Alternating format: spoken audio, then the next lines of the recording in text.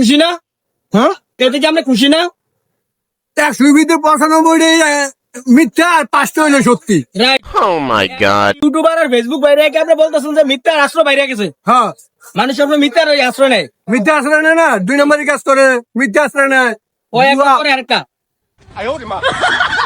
তো এই মুহূর্তে আমরা জানবো যে খাবারের মানটা কেমন। আচ্ছা, এই যে খাবার খাইতেছো, খাবারের মানটা কেমন? আলহামদুলিল্লাহ অনেক ভালো। আলহামদুলিল্লাহ খুব ভালো। তো তোমার কাছে কেমন মনে হয়? এটা আলহামদুলিল্লাহ ভালো টেস্ট লাগতেছে, অনেক মজা। ভাই, খাবারের মানটা আমরা জানতে চাই। ভাই খাবারের মানটা আমার কাছে এভারেজ লাগছে, হ্যাঁ খুব একটা ভালো লাগে নাই, আবার খুব একটা খারাপও। মাশাআল্লাহ, আলহামদুলিল্লাহ খুব সুন্দর বক্তব্য। তো আসলে দর্শক, আমার আসলে অ্যালার্জি, যদিও অ্যালার্জি গরুর মাংস খাওয়া নিষেধ, তাও আমি আজকে খাইতে হয়েছে কেন আইসা, কারণ আমি মিজান ভাইয়ের সাথে দেখা করবো, সাক্ষাৎ করবো, এই জন্য আসছি। কারণ এখন মিজান ভাইয়ের সাথে ভিডিও বানাইলে এটাকে ভরেও, তাই আমি কষ্ট করে অনেক জার্নিং এর পরে চলে আসলাম মিজান ভাইয়ের দোকানে।